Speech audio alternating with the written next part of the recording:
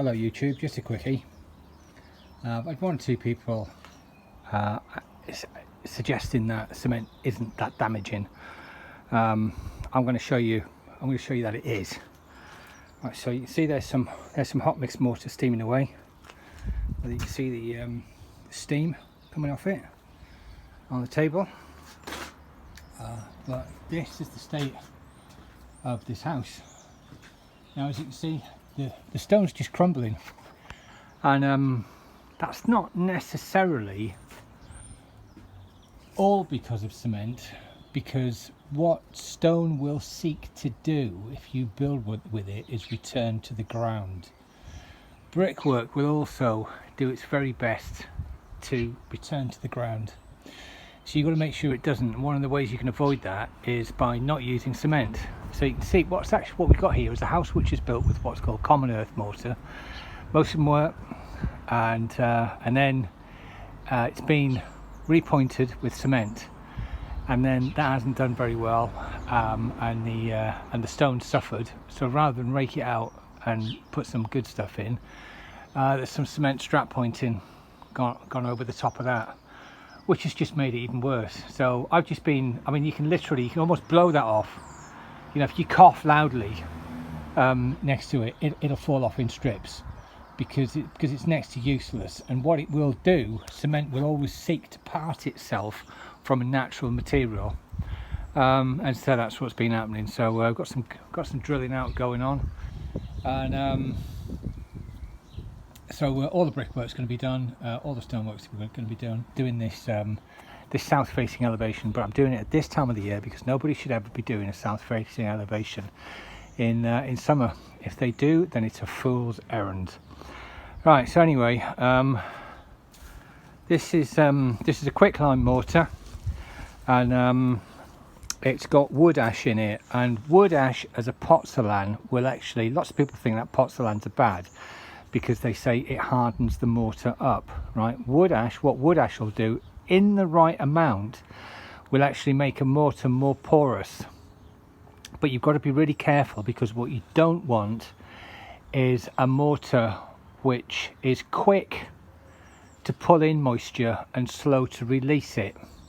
And what happens is when people use pozzolans, they use the wrong pozzolan to the wrong ratio with the wrong mortar. And this is why natural hydraulic lime has found favour with people, because it's fairly easy to use. You don't have to think about it too much. All you've got to do is just add it to sand and lime. And it's kind of weird using it, you know, because it's just cold and it's just sloppy and it doesn't really do anything. It just goes in the side of a house, and you know, it will perform as a lime mortar.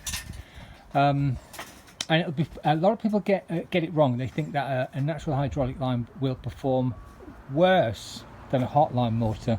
In some circumstances, that isn't actually the case, because, you know, let's say for example with this mortar, it's a very soft and porous mortar, and in the winter you don't want that. I mean, I've had a number of people who said to me, why has my hot mix mortar failed? I put pozzolan in it and everything. Well, there are some pozzolans which are good under certain circumstances, and there are some pozzolans which aren't good under certain circumstances. So like I said, you've got to use the right pozzolans to the right ratios. It's all very well just knocking a bit of quicklime and sand together. That might work, that might not work. You can put pozzolan in and it might work and it might not work, you know. But basically, I can tell you that the stonework, the brickwork, needs a little bit more attention because of staining. But you can see how the mortar is working with this stone. The idea is with a hot mix mortar is that it can be you can have a really flush mortar, because this house was at one time lime washed, like most of them. You know, I was talking to someone about lime wash the other day. They rang me up and said, you know, can I quote for the job? And I said, you know, well, what kind of stuff are you looking at? I said, you're looking at cold lime wash. And they said, yeah. And I said, that's just not like Nat's pee. I mean, you know, if you want to use lime wash, use proper lime wash. And of course, you know, it's not exactly the way to win friends and influence people, but I tend to call a spade, being a Yorkshireman. So, you know, what you've got here is a house which at one point was lime washed. All the lime wash will have worn off. Nobody will have really known why it was there. They probably thought it was just decorative paintwork, something like that. And but the problem is, once you lose the lime wash, you lose the protective covering for the stone. And so, you know, once that goes, and you know, then the faces are exposed to the elements, and that's never a good idea when it comes to soft stone, because, you know, like I said, its primary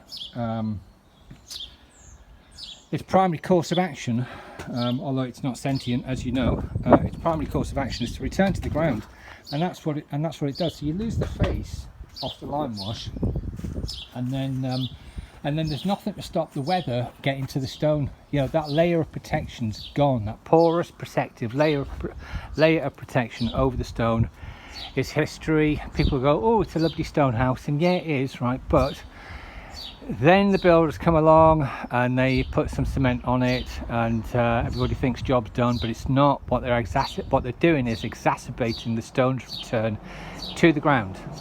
And so eventually it gets into this kind of state where it's, what you're trying to do is limit the damage. I mean, we're already at the point where we're having to replace stone. Well, a lot of people look at these things, look at these places, and they think, oh, well, that's a lot of mortar. But that's the whole point, right? The idea is to get the mortar as flush as you possibly can, so then you can lime wash over the top. But like I said, nobody, few and far between are the people who get their properties lime washed, and even fewer are the ones who use hot lime wash because of the exothermic reaction. What it means is that the hot lime wash will actually stick better to stone. So if you've got a nice whitewashed cottage there, and you think, oh, the lime wash needs doing again, right, it's because you use the Natsby stuff. It's because you use cold, right? So the idea is you pigment your hot lime wash as you're mixing it, you keep a wet edge, and you have that layer of, it doesn't just look pretty, right? It's what people forget is that there's a mechanical element to these houses. You know, they're like anything which like cars, combine harvesters, tractors, whatever. They have to work, and they have to work to their optimum potential. Put cement in them, not bothering with the lime wash. You know, in a couple of 100 years' time, you know, we talk about this, me and my compadre Tom, about you know, how long these houses will actually last, given the limited maintenance and the inappropriate maintenance. We do wonder whether they'll be still here in a couple of years' time. So yeah, anyway, get back to me mortar, start slapping a bit of it in.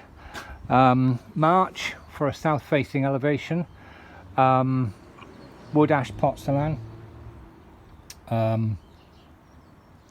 nice mortar to use, a mortar which really improves the house's chance of operating optimally mechanically, and that's what it's all about. Looks pretty, but you know, by God, there's a practical purpose behind it, as you can see from the sheer degradation which has gone on here. But anyway, thanks for watching. Take care.